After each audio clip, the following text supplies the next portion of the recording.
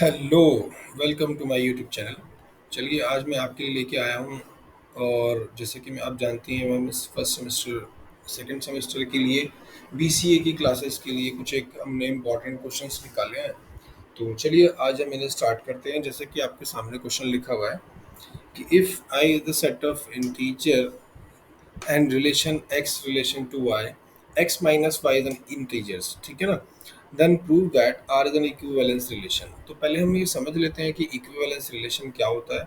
देखते हैं इसको इक्विवेलेंस रिलेशन को क्या कहते हैं।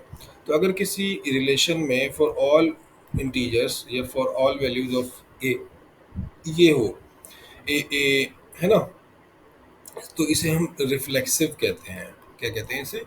रिफ्लेक्सिव, ठीक है ना। तो रिफ्लेक्सिव का मतलब होता है कि दोनों की इमेज जो है वो सेम हो। अच्छा, अगर ऐसा हो कि b a for all values of a and b, कि अगर ये ए बी और बी ए हो, है ना, जैसे कि मतलब 2, 1 एंड 1, 2 दोनों डिफरेंट होने चाहिए, तो उसे हम क्या कहते हैं? सिमेट्रिक कहते हैं, ठीक है ना। और अगर जैसे कि ए कॉमा बी है और एक अलग है, बी से स्टार्ट है, मतलब इसका जो दूसरा वाला नंबर है यहाँ पहले वाला नंबर हो इस ऑर्डर में, इस ऑर्डर पेयर में, और यहाँ सी इज अनदर वन, तो मतलब एक ए सी भी होना चाहिए, तो उसे हम कहते हैं ट्रांजिटिव, ठीक है ना। तो ये तीनों अगर है तो उसे हम क्या देते हैं? इक्विवेलेंस रिलेशन,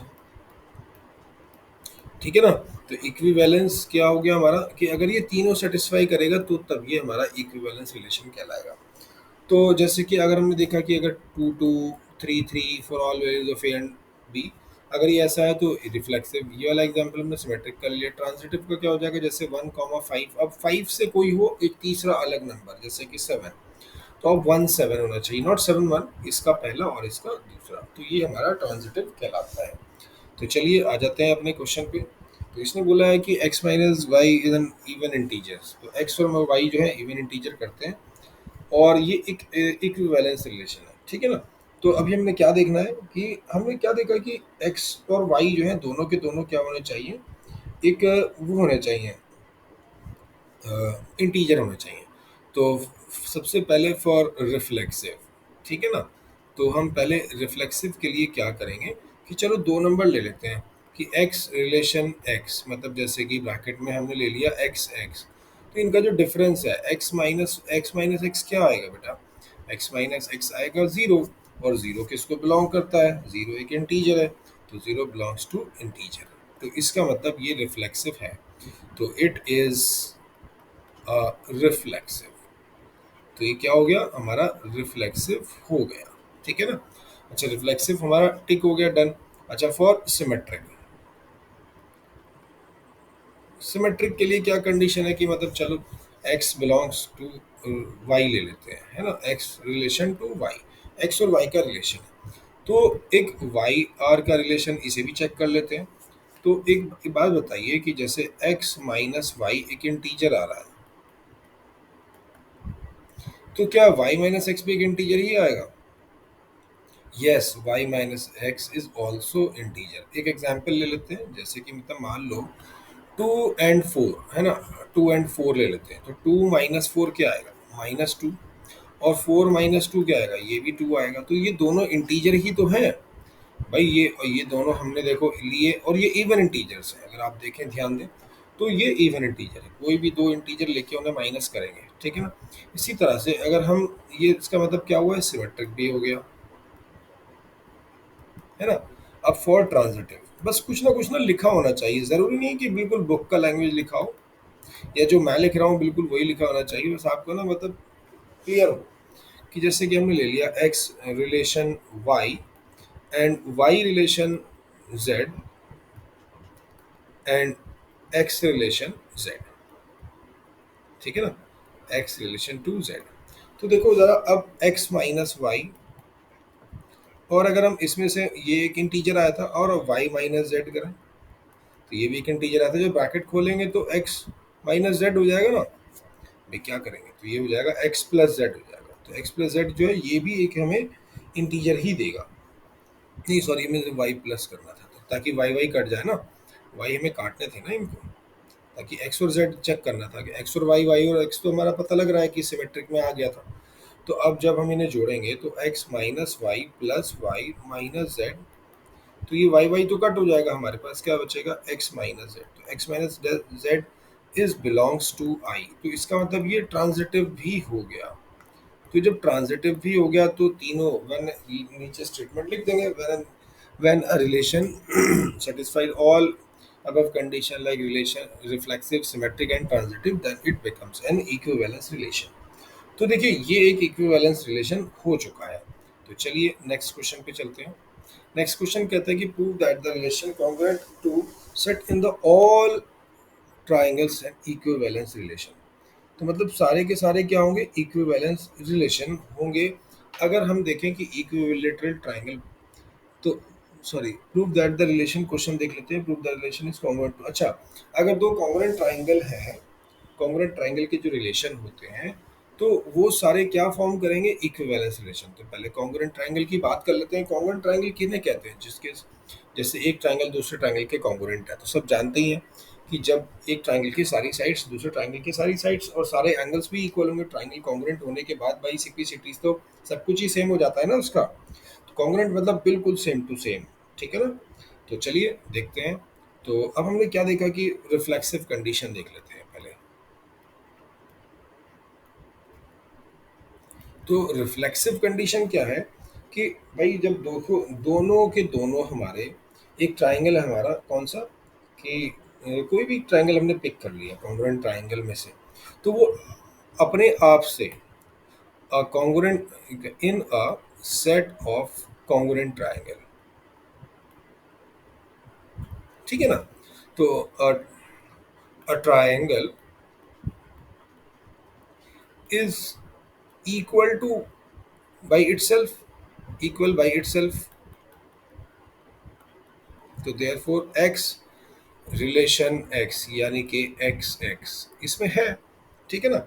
अब सिमेट्रिक के लिए भाई अगर हम एक ट्राइंगल उठाएं, देखें क्या वो अपने आप के इक्वल है, तो ऑब्वियसली एक ट्राइंगल तो अपने आप के इक्वल हो गई और दोनों ट्राइंगल कॉन्ग्रुएंट है। तो अगर हम दो ट्राइंगल उठाएं दोनों के दोनों कॉन्ग्रुएंट है तो दोनों सेम मिलेंगे हमें।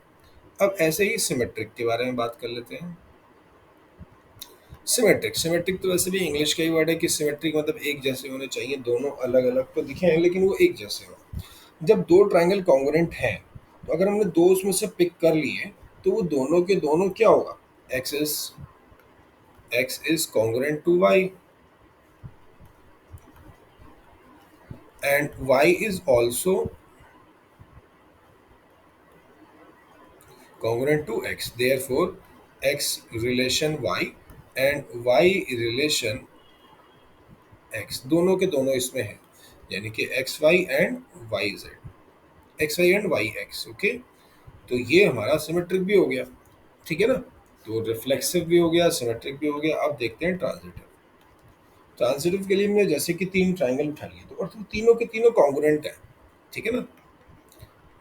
ट्रांजिटिव,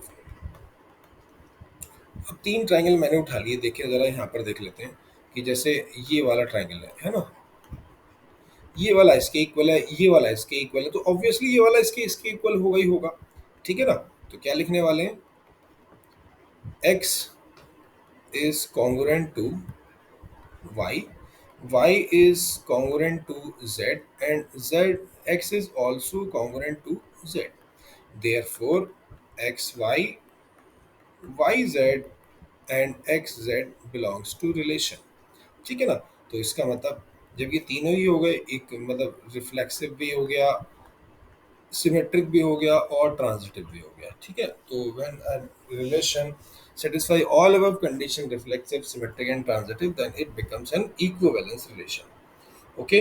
तो चलिए नेक्स्ट वाला देखते हैं। नेक्स्ट क्वेश्चन में क्या है हमारे पास, जो एक इम्पॉर्टेंट क्वेश्चन है। तो हाँ, तो ये हमारे पास एक क्वेश्चन है कि show that the relation R a b belongs to I, a minus b is divisible by three, is an equivalence relation. तो चलिए देखते हैं। तो अगर हम देखें कि हमारे पास कोई दो ऐसे नंबर हैं जो a माइनस बी जो है डिविजल बाई थ्री लिखा है और वो इंटीजर्स पर है, तो फॉर रिफ्लेक्सिव, ठीक है ना। तो a एंड a ले लेते हैं, ए ए, तो अगर हम a माइनस ए करेंगे तो ये ज़ीरो आता है और ज़ीरो इज डिविजिबल बाई 3। तो यस, रिफ्लेक्सिव है। अब फॉर सिमेट्रिक कर लेते हैं। भाई ज़ीरो तो सबका डिविजिबल और सबका वो होता है ना, मल्टीपल। अब जैसे ले लेते हैं एंड बी एंड ए। तो a माइनस बी, ये मैंने यहाँ पर थोड़ा सा गलत लिख दिया, a माइनस ए ज़ीरो होगा, सॉरी, ठीक है ना, क्योंकि ये दोनों हमने a लिए ना, ए तो a माइनस ए तो ज़ीरो होगा। तो ठीक है, तो suppose a minus b is multiple of 3, तो 3m लिख लेते हैं। तो b minus A is also multiple of 3m। इसका एक एग्जाम्पल ले लेते हैं। जैसे कि मतलब मान लो आपने ले लिया 9 एंड 3, तो 9 - 3 करो, तब भी ये 3 की टेबल का नंबर आएगा। 3 की टेबल का ये आएगा ना, जैसे 6 आया, तो 6 कैन बी रिटन एज 3 × 2।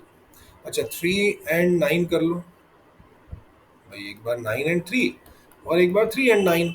तो 9 - 3 करेंगे, 3 - 9 करेंगे तो -6 आएगा, तो दिस इज ऑल्सो 3 × -2। तो 3 का मल्टीपल तो हुआ ना ये, तो इसीलिए कहते हैं कि तो ये हमारा सिमेट्रिक भी है। तो yes, this is also symmetric, ठीक है ना। फॉर ट्रांजिटिव, ठीक है ना, तो ट्रांजिटिव में क्या होगा, a b c and a सी।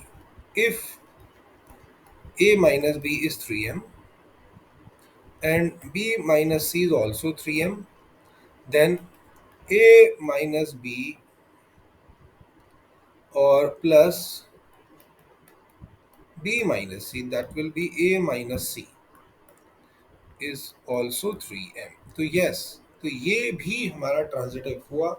तो इसका मतलब रिफ्लेक्सिव, सिमेट्रिक, ट्रांजिटिव तीनों होने के साथ साथ ये क्या पता चल गया कि ये जो है एक इक्विवेलेंस रिलेशन है। तो इक्विवेलेंस रिलेशन से रिलेटेड क्वेश्चन जो है ज़रूर आता ही आता है। बिल्कुल सेम ये वाला भी क्वेश्चन है, इसको भी आप कर सकते हैं कि x और y है, x minus y is divided by 5।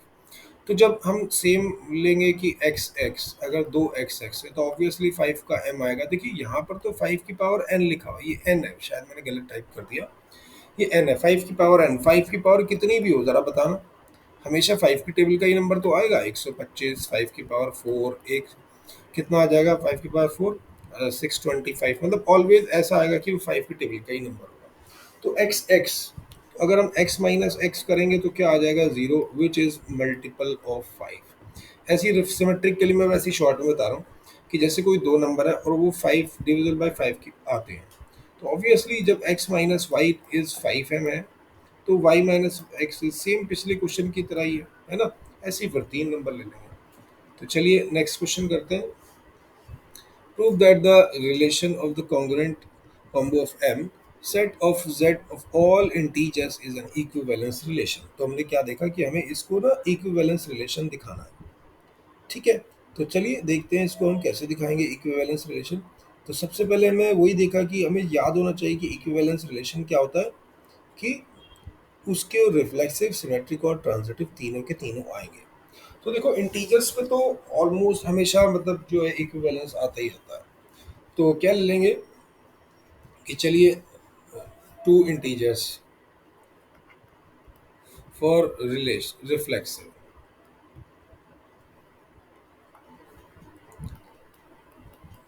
For reflexive, ठीक है ना। रिफ्लेक्सिव के लिए क्या करेंगे, लेट ए है ना, ए बिलोंग्स टू जेड, तो जेड से हमने ले लिया, तो A minus A is 0 and 0 belongs to Z, तो इसका मतलब ये रिफ्लेक्सिव हो गया। फॉर सिमेट्रिक, सिमेट्रिक के लिए क्या ले लिया, जैसे A belongs to Z and B belongs to Z, तो अगर हम a माइनस बी करेंगे, this is also belongs to Z and b minus A is also belongs to Z, तो इसका मतलब ये सिमेट्रिक भी हो गया। मैंने देखो अलग अलग तरीके से क्वेश्चन किए हैं ताकि आपको जो भी तरीका समझ आए आप उस तरीके से कर सकते हैं, ठीक है ना। अब जैसे a belongs to z, b belongs to z, है ना, और c is also belongs to Z, तो a माइनस बी, ठीक है ना, ये बिलोंग्स टू जेड था, ठीक है, अभी हमने ऊपर किया है। अच्छा, और अगर ऐसी b minus c is belongs to z होगा, तो इसका मतलब अगर हम a माइनस बी में प्लस कर दें बी माइनस सी, तो हमारे पास क्या बचे, ये भी बिलोंग्स टू जेड होगा ही होगा, यानी कि ए माइनस सी बचेगा which is belongs to Z. तो ये हमारा ट्रांजिटिव भी हो गया, यानी कि ये इक्विवेलेंस भी हो गया। तो चलिए बस आज के लिए इतना ही। मैं नेक्स्ट वीडियो में आपके लिए लेके आऊँगा रूलर्स थ्योरम या डबल इंटीग्रेशन और ट्रिपल इंटीग्रेशन।